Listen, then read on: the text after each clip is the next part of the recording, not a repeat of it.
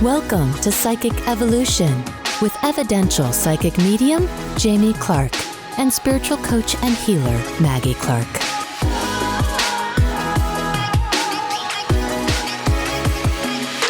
And welcome back to another episode of Psychic Evolution. I'm Jamie Clark.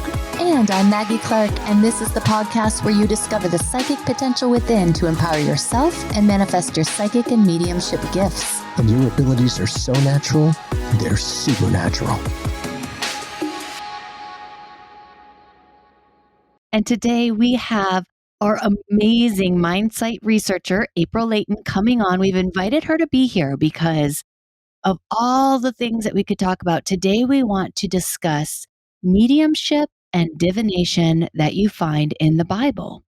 And April is an amazing researcher, and she works closely with us to really help us research and discover things that we want to bring to our listeners of value. So today, here we go, April, take it away. I want to hear, where do you find divination? Where do you find mediumship in the Bible? Well, casting holy lots. A lot of people have heard about casting lots, but casting lots in the Old Testament was where the average person could use a tool to divine the will of God. And so in Leviticus, God talks to the Israelites about sometimes if you don't know what I want, or you can't get to, say, the priest, or you can't go into the temple because you live out in the country, or it's a hard trip for you for whatever reason, you could cast divine lots to understand the will of God. And sometimes it would be a black and white stone. And the white stone would mean yes, and the black stone would mean no.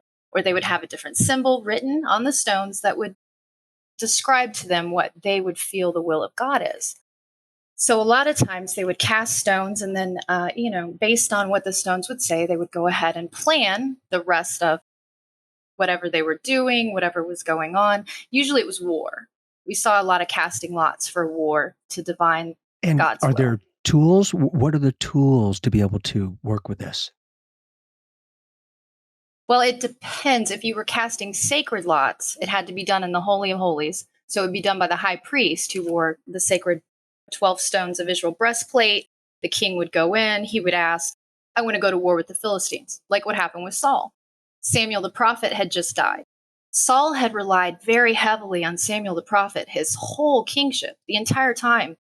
And so with Samuel dying, he felt like he no longer knew what God wanted him to do. He couldn't make these decisions without this prophet that he had always had, who had his back. And suddenly he's on his own. And right before Samuel had died, he had banished all the mediums, all the soothsayers, anyone who could have given him advice, any other prophets. They had all been run out of the area. So Saul realized the only person he had left there was a witch in Endor, which was a very remote area. She lived in a cave, and she had managed to stay away from the rest of the people who had been flushed out because I think she had been there so long. So Saul, for instance, when he didn't have the prophet Samuel to go to, there was only one person left, and that was the witch of Endor.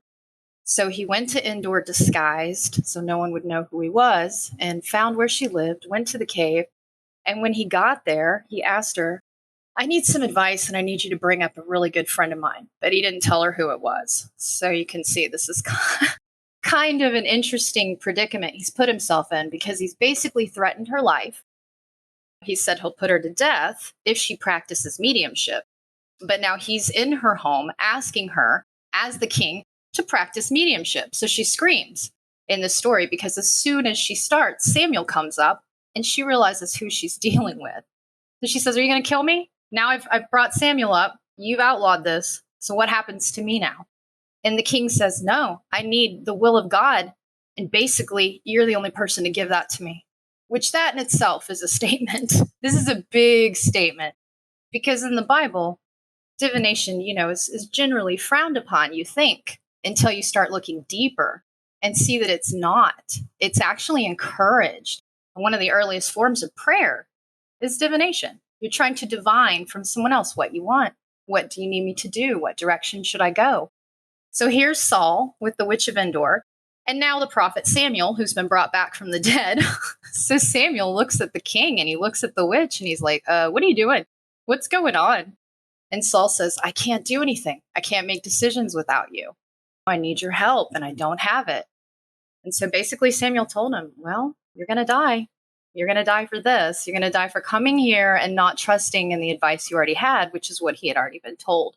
But he went to the witch to get a different answer. And he got the same answer that God had given him before. So the funny thing is, after all this, she looks at him and she's like, basically, are you going to kill me? Because you've killed everybody else like me. And I've just brought up the dead right in front of you. And the prophet Samuel just told you I did. So there's not a lot of places for her to hide at this point. So she just looks at him and she tells him, I want to feed you. I want to feed you. And then the old pagan tradition, food was the basic way to honor another person. I honor your life. I want to help you continue it.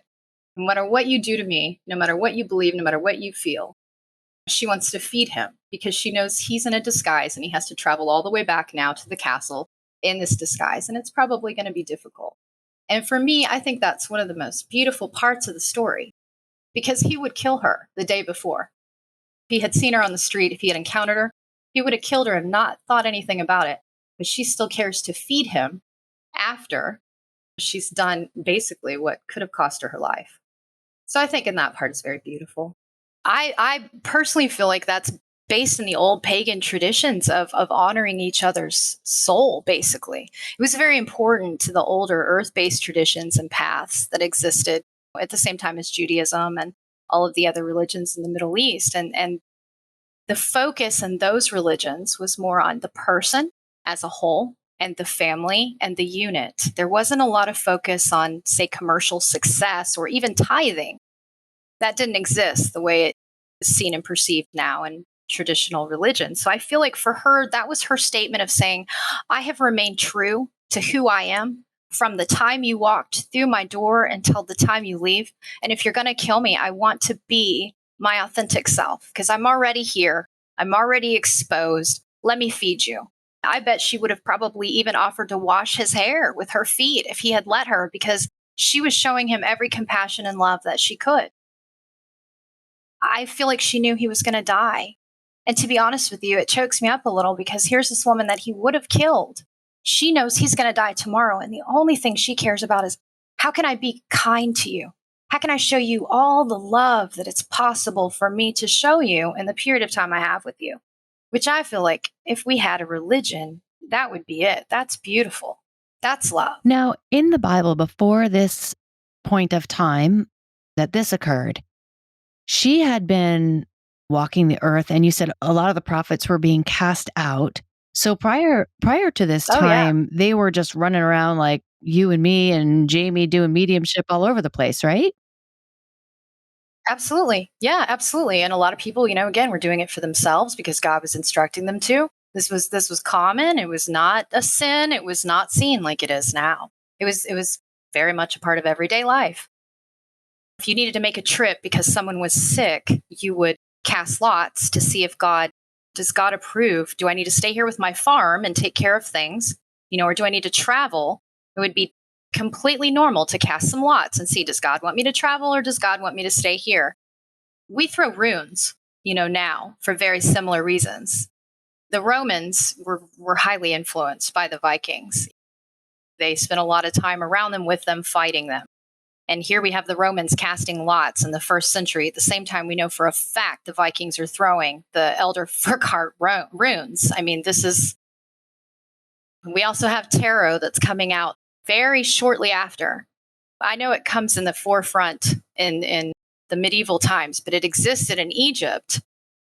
We have, back pre the first century. So we have all these forms of divination that are very similar. Throw cards on the table, throw stones on the table. You know what I mean? But you're interpreting messages from physical objects in the same way to obtain the same information. Or you're going to a person like Jamie, or at that time, the witch of Endor, or any other prophet or priestess, because they were out in the open and this was very normal and acceptable. Which God did you follow? The Queen of Heaven, who was in the Old Testament? Initially, there was the Council of Gods that they talk about in Jeremiah, and she's mentioned, and she's seen as the wife of God, but then she disappears, gone, poof. But we have all these witches left over that are suddenly in hiding that look like they used to be priestesses of a certain order. And then we have priests in the Holy of Holies who are pushing real hard to eradicate all those priestesses. So it's real interesting. Any idea of when they went from a bunch of gods to one? Now, see, that's a fight because in the Bible, there was so much editing that was done later when the New Testament, in about the 2nd century, there was a lot of editing done of the Old Testament. The Council of Gods is mentioned, and then the Queen of Heaven is also mentioned in conjunction with them. And this all happens, I don't think it goes past the book of Samuel. So we're about midway through the Old Testament. And then you get to about the book of Daniel. Okay, you get to Daniel, they start doing the prophecies that tie into Revelations. So it cuts off about there. So we have about the first half of the Bible where we have translations where God is plural, and there's mentions of other gods and councils of gods, and then representatives of gods that are interacting. We've got the prophets going back and forth in fiery chariots and talking. There's a lot more back and forth between the natural and the supernatural. And then about the book of Daniel, about the time of Zoroastrianism, where we start to slide into a monotheistic point of view, then all these forms of divination start to go away. And everything starts to become more and more demonized. And then suddenly we're monotheistic. And there is no more they. There is only one. And then everything has to be crushed into a box that it wasn't meant for. And that's my interpretation on how this happened. She was allowed to live by the king, by God, by... Yeah, Saul died. The next day, actually, he died in battle. So, oh, wow. Yeah. Oh, wow. Right. Yeah. So that was quick. Oh, yeah. That was a quick prophecy. Yeah. Pretty fast. Yeah. So summoning Samuel up from the dead, so to speak, or from the afterlife. And he's like, it's still going to happen, dude. Yes. Yeah, absolutely. Well, it's amazing. And by the fact of it bringing him up, how was he brought up? Was it through the ectoplasm of the witch? Was it literally a dimensional shift and he rises from the ground, or he appears Now, in see, a that's dimension? interesting. What? It seems like a dimensional shift, actually. If you read the Bible, if you read the description of it, it talks about Samuel the prophet rising up from the ground. But what's really interesting is one of the other texts, she screams out the Elohim. Now, the Elohim, when translated, means council of gods, plural. Now, in the Old Testament, Yahweh was always Elohim, which is plural. Now, that was carried into the New Testament to say this is a representation of the Holy Trinity. However, it doesn't seem that way when you read the actual text. She screams when Samuel comes up from the ground, oh, the gods have arrived, which was also the word they would use for spirits that had passed over. Because from the other side is pretty general. So Elohim would have been used to describe, oh my gosh, something that doesn't belong here, is supernatural, is godlike, is here in the room with us. So Samuel comes up from the ground. He looks at the witch. He has a complete understanding of what's going on, looks over at Saul, gives him the information he needs, and then says, because you've done this, you're going to die. But at the same time, he honors the fact that the witch of Endor has actually brought up the prophet Samuel. So when God tells Samuel, Saul, you're going to get punished for this because I told you not to do this, but he validates. That's the most important thing. He validates that she has actually brought back the prophet Samuel from the dead and allowed King Saul himself to talk to him. This is the one, I think, only representation in the Bible where God himself says, like, yes, you have brought someone who was dead back from the dead to speak to someone who is living. This is something that can happen, does happen, has happened.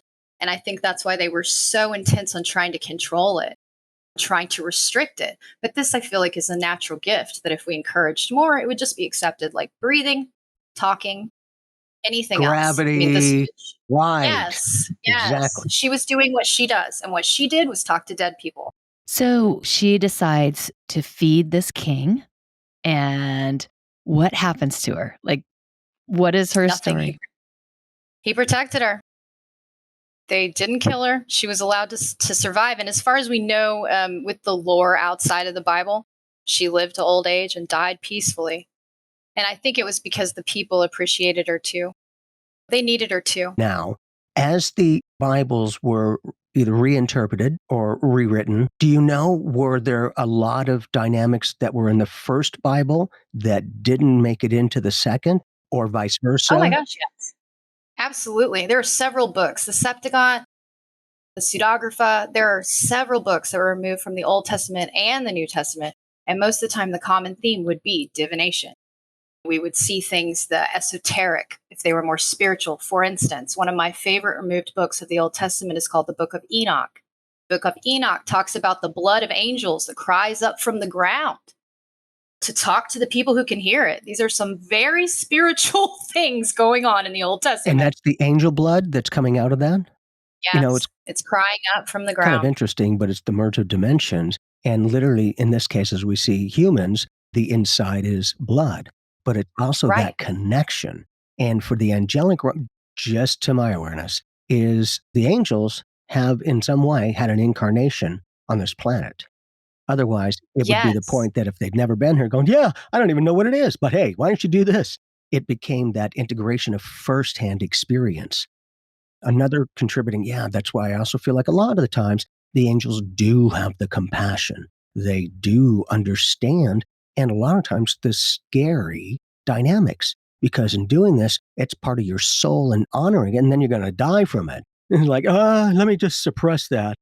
But in addition, Right. what does that tell you? For me, that tells me that our abilities do not control us. We control our abilities because you're able to turn Absolutely. the volume down. You never shut it off because if you got a soul, you're a psychic medium. When you can have this, and the higher ups, in this case, the king, is saying that and not condemning, that has a little bit more power to go, this person will take you out, no problem.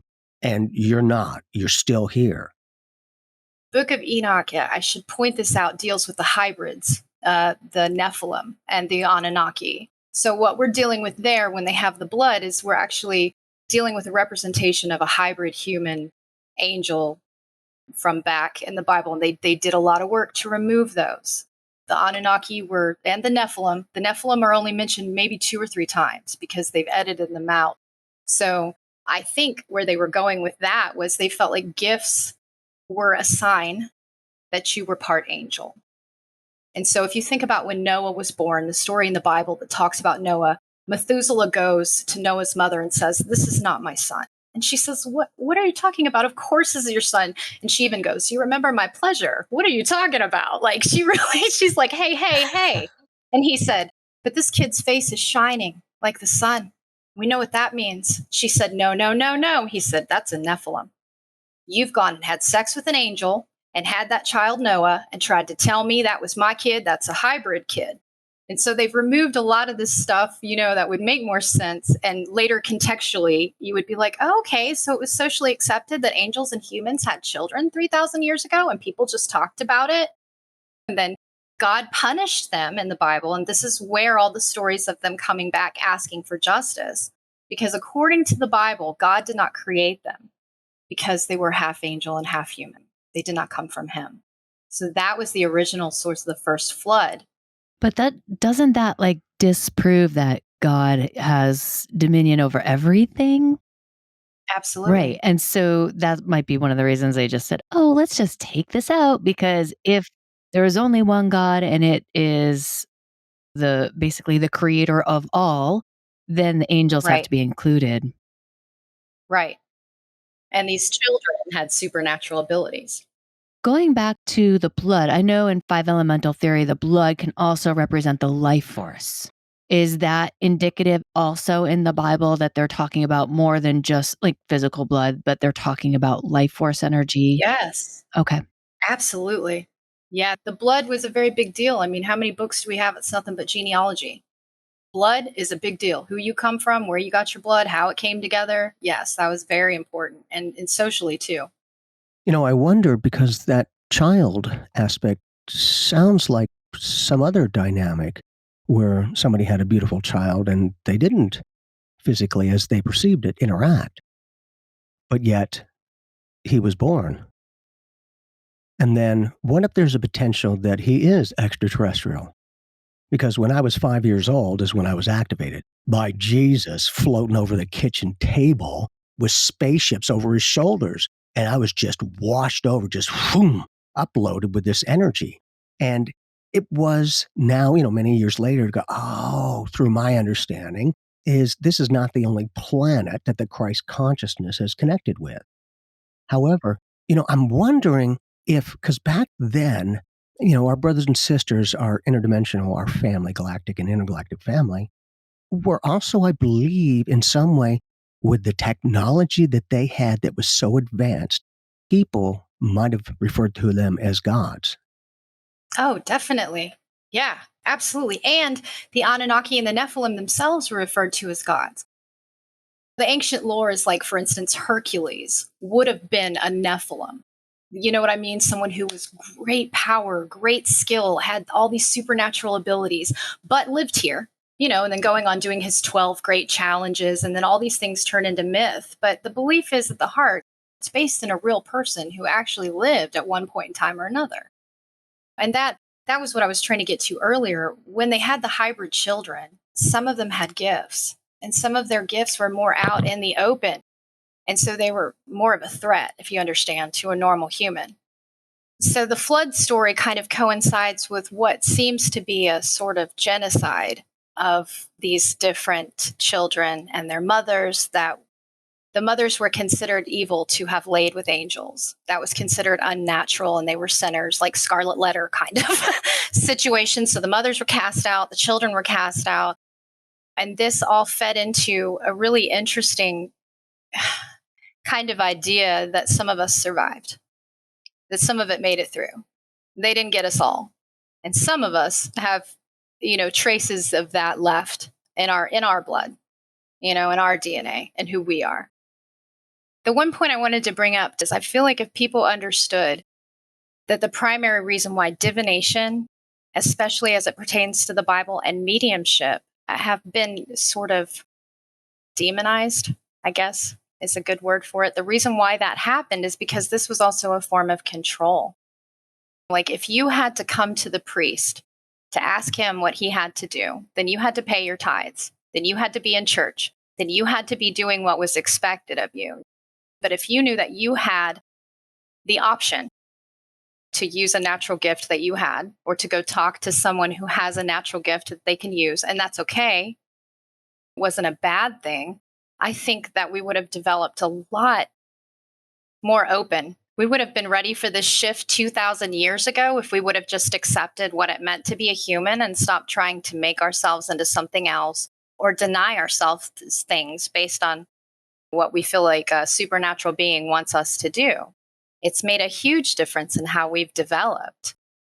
If we were just naturally allowed to develop with mediumship and divination and know that these things were not evil, and we didn't feel guilt or shame about utilizing these natural gifts that are a part of who we are, imagine how much more confident and powerful and loving and compassionate we would have been, instead of judging each other and segregating and putting other people down and trying to say, I have this gift, you have that gift. We have all the gifts. Well, and when we look at just the mere fact that patriarchy in and of itself was all about controlling, is all about how do we get money? How do we control the masses? How do we control even people's minds, the way that they think? What do we feed them? What do we give them? How do we pull this all together? Wasn't just the Western world. It was all across the whole world as we know it. And I really feel like there was an importance to that, or else we wouldn't have had to go through that as a whole. But now we're returning to it because some of Jesus's teachings, and I love them. I absolutely love them because they taught us how to just be a good person. Like, hey, just be a good person. Don't judge people. Be nice. Play nice. Be nice. Have love in your heart. Have some compassion. That would be awesome. Those types of things he taught and said, hey, humanity is going to need this. But the same thing that, Buddha taught this, Krishna taught this, all of those masters taught the same teachings. But now we're catching up to it. Now we're ready for it culturally. But you had the church take things out of the Bible. You had the church remove scriptures, format the Bible, whole books, right? And I think that all happened for a reason. Not that I'm happy that it happened, but I think it happened for a reason. They were thrown into dark ages, like things weren't good. But as things are now moving into a different age, we are seeing all of these teachings come right back to the surface. Reintroduction. It's a reintroduction. Yes. It's a Yes. reinvention, or just like a whole new energy that is present with it. Same teachings, but taking it to a new level. There's more interest now in mediumship. So Absolutely. yeah, and there's more interest in connecting to God, source, the other side, the afterlife, all these things. Where else do we see this in the Bible? And if it's not in the Bible that has been presented to humanity, what other books that you know of have been taken out that really could talk about mediumship and talk about divination and all these fun things? Enoch, honestly. Enoch would still be, I would say, the best source for divination and a lot of the esoteric in the Bible that was removed. And Susanna and the Dragon. That's another one. So Enoch was a human? He was the prophet Enoch. He was one of the patriarchs of the Old Testament. So Enoch was pretty important. He was a central character. Another thing, you were talking about the patriarchy, which I want to point out. When we were more matriarchal society, everything was very open because that is more, I think, how females function. We're mothers, and so we're mothering. So as we shifted to a patriarch, I think that's how we became more withdrawn and like, oh, we don't really want to be so invested in being there to help each other. We think we should do things for ourselves more independently. And I feel like as that became more and more prevalent, our society split more, became less tribal and more independent. And I know it seems unrelated, but trust me, when you go from having a tribe as a culture, and then you start to separate yourself, and then you start to lose all of your support or the feeling that you can guide yourself, you've always got to stay connected, right, to some system that can guide you or give you the information that you need. And so I think what we should do is start encouraging everybody to empower themselves, because there really isn't a system that I feel like that works for everyone.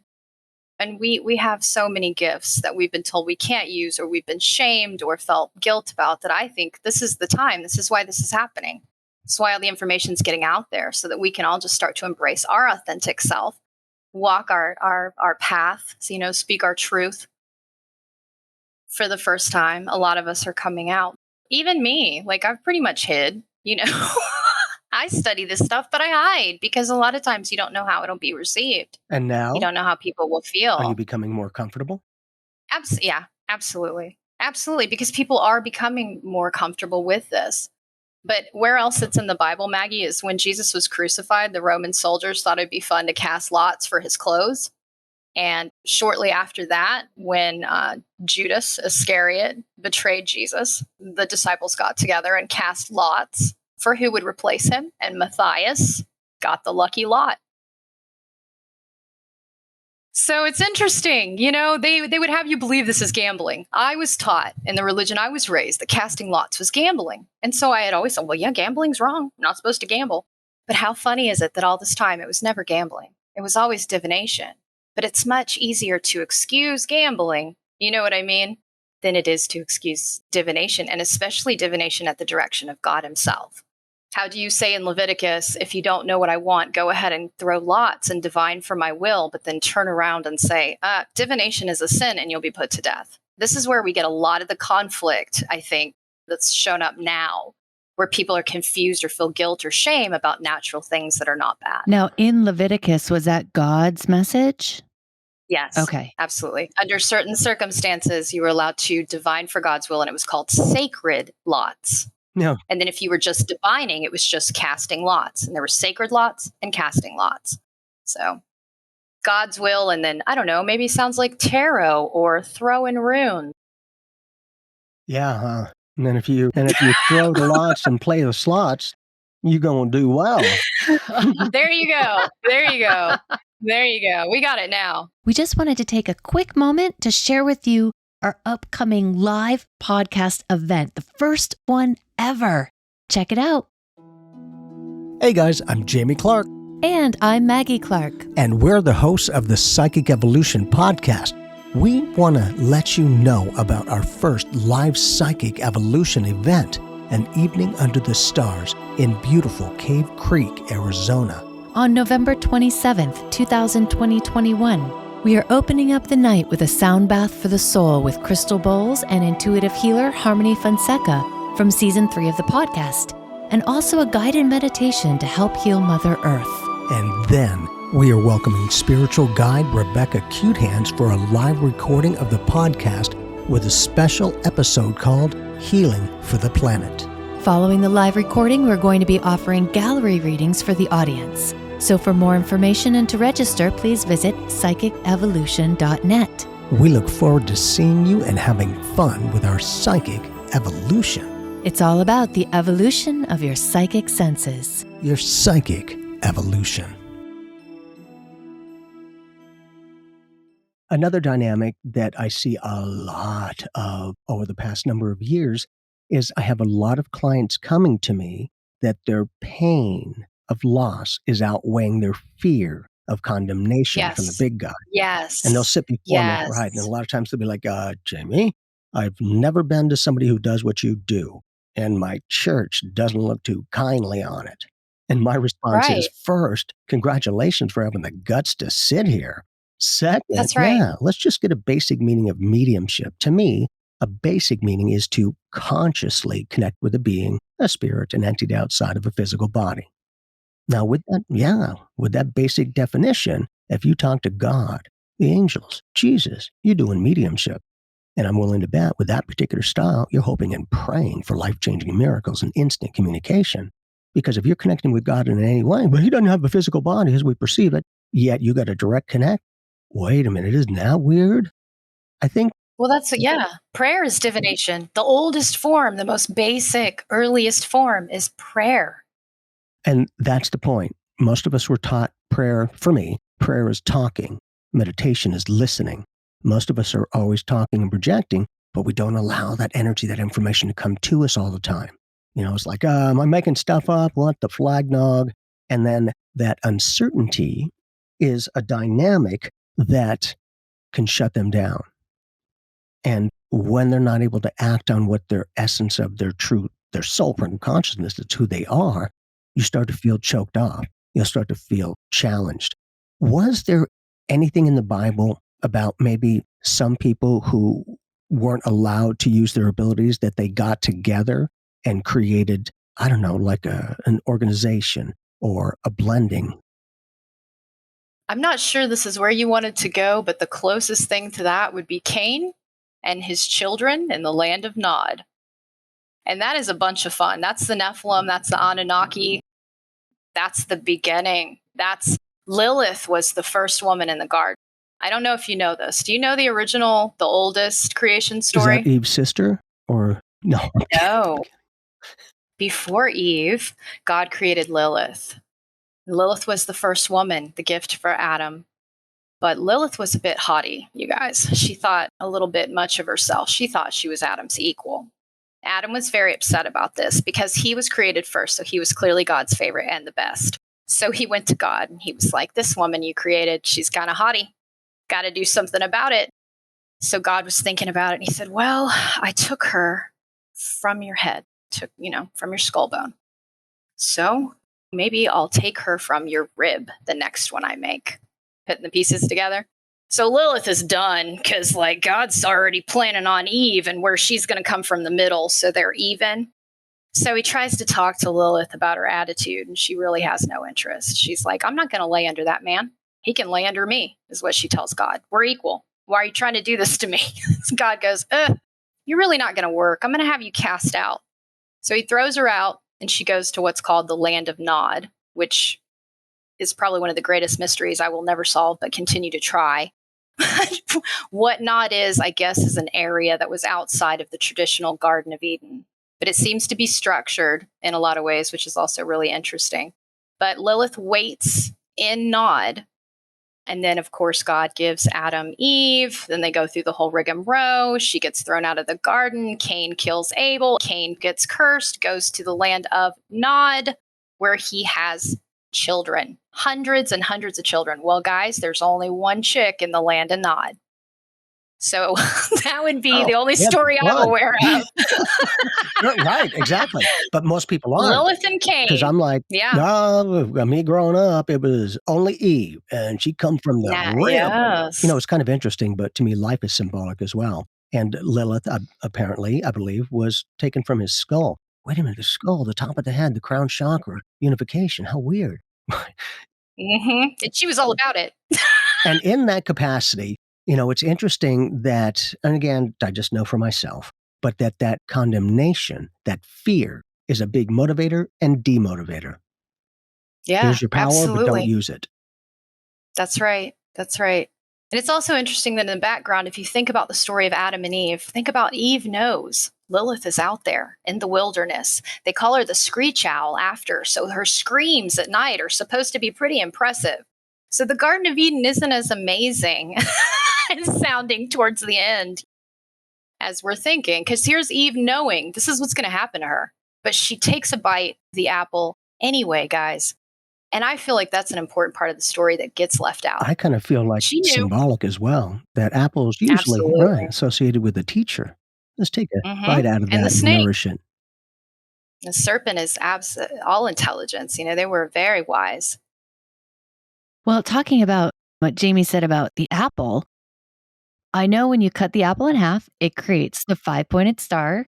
And this is an ancient symbol of man. It is the 5 elemental theory that you find in Eastern cultures as well. So, did Eve want to experience something that was like a hidden treasure? Why did she bite that apple? She knew. She knew. The snake told her, if you eat this, you'll be like, and here's another example. In the scripture, it says you will be like the Elohim. So here we are again, plural. If you eat this, you will be like the gods. So it's very interesting. He told her, and she knows Lilith has been kicked out for not doing what she's supposed to do. So she knows what's going to happen to her. And she does it anyway, which I feel like she was making a statement like, I'm entitled to this knowledge, deserve this knowledge. So I'm going to take this knowledge no matter the cost because I'm entitled. I deserve to know the world I live in and understand the things around me. And I think that's what drove her. It's interesting, but that just seems like you're saying that God judges. Hey, you ain't doing what I'm wanting. Really, you created me. Right. How Absolutely. weird. It's Right. that type of dynamic that I feel like a lot of people are starting to question things. They are Yes. starting to go beyond those beautiful walls of religion and more into the encompassment of spirituality. And I think that connection allows us to empower ourselves within. And even if you can't say anything, you're now that inner space astronaut, discovering who you truly are, which is everything. Yes. Right. Which is stardust. We are stardust. Literally, they're That's scientifically what we are. right. It's funny, but all of those physical create the metaphysical interaction, our spiritual light body as a vehicle, and you can shift it at any time.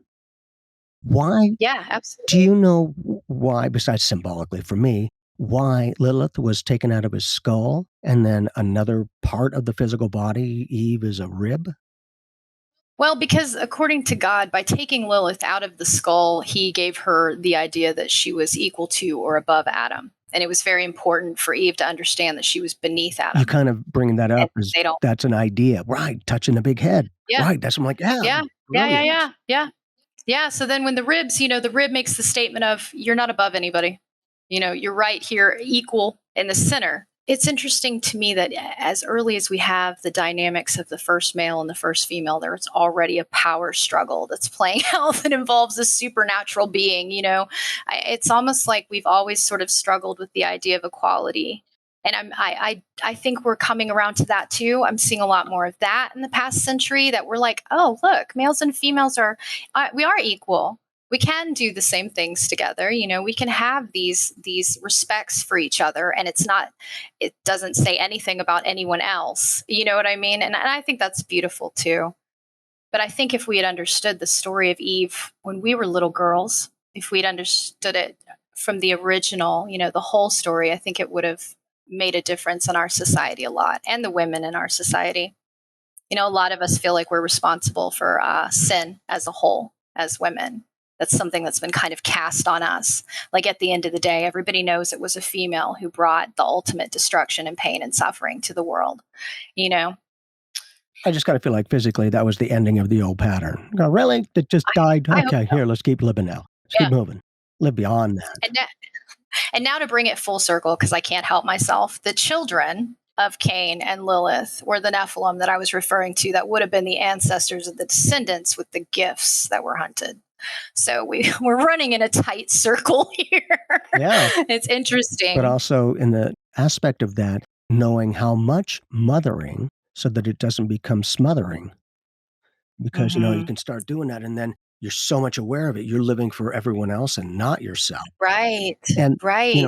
that's why I was asking, that judgment thing on the big guy is just from my experience. I don't have to die to feel this, but there are times that just happens out of the blue and I'm everything. I'm connected to everything. There is no separation at all, as crazy as it is.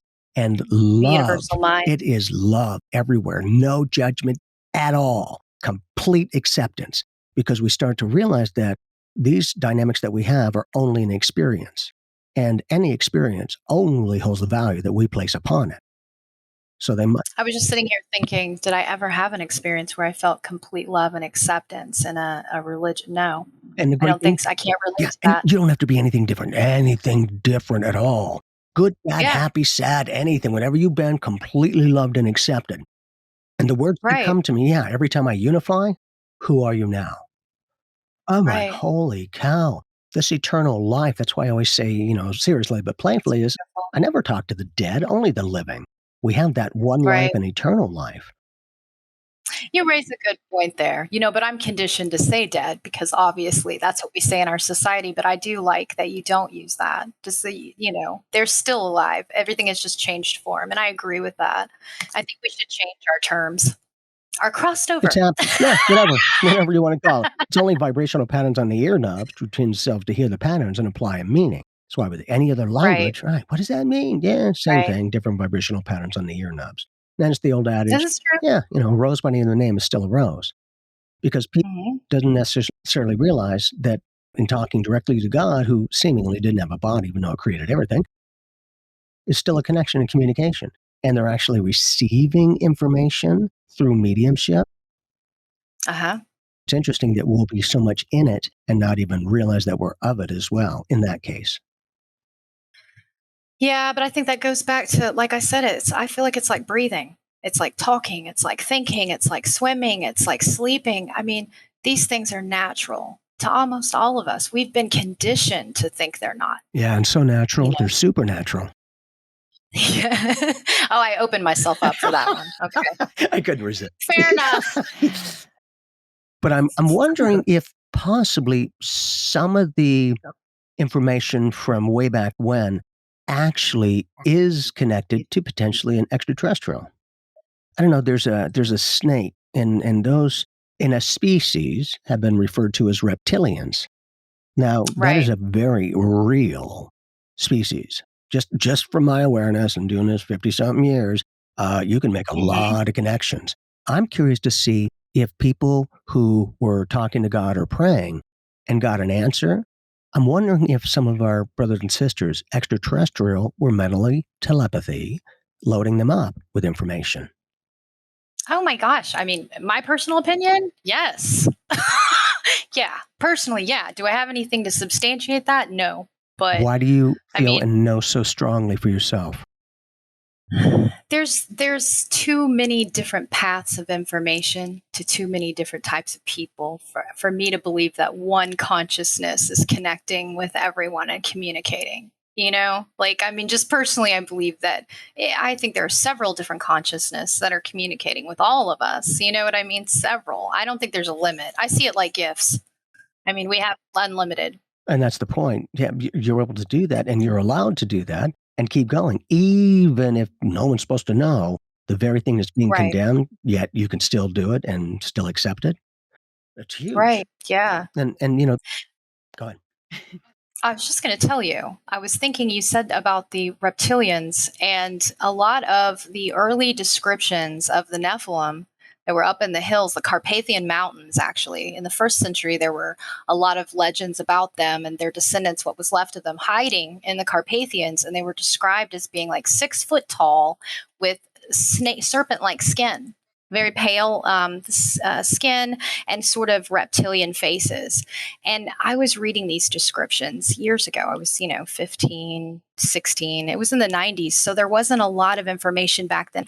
So for me, it was really cool when all the different alien species, I was talking to Maggie, like, explain this to me, tell me about this, explain this to me. And I'm like, this is very cool, because for me, this is connecting to something I studied 20 years ago that was unrelated, or so I thought.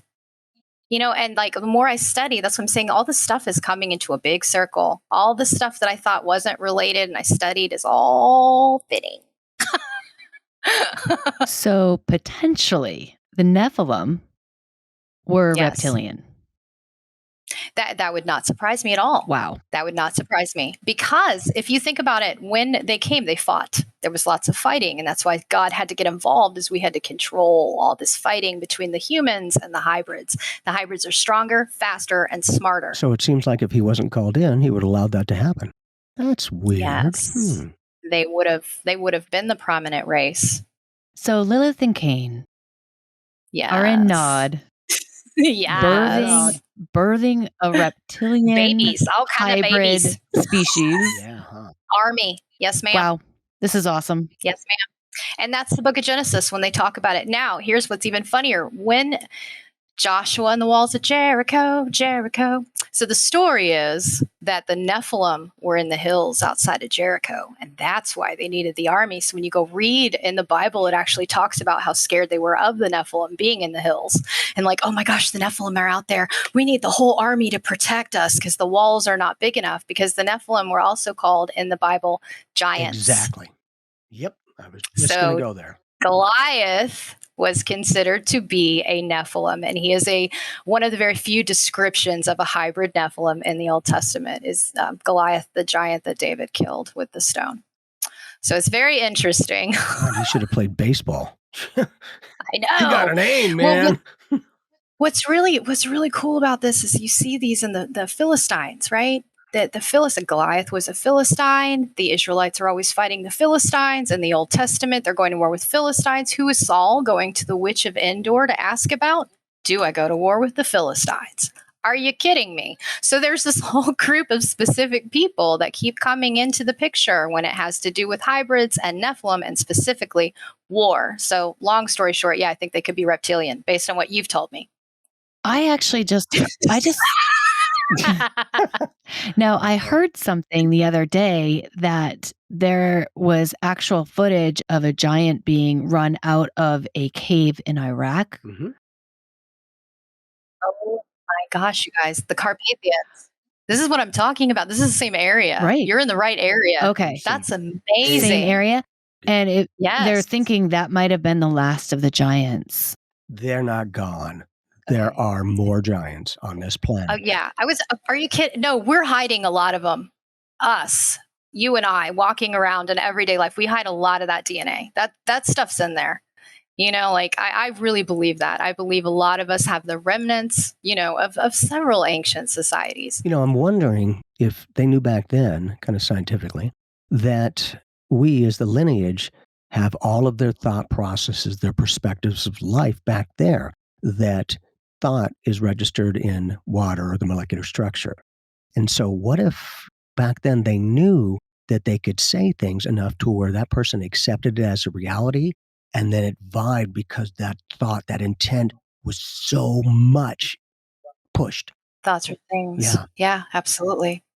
Well, and that was some of the gifts that they talked about with the Nephilim, was that, the supernatural abilities. Also, they had mental abilities that, the average person didn't have. They didn't describe what those were, but I think we can all kind of guess, I'm sure they could mind read or other things. People were very uncomfortable around them, so. Is there one thing that you would like to leave with our listeners that they could be contemplative or find out even more information? Oh, definitely.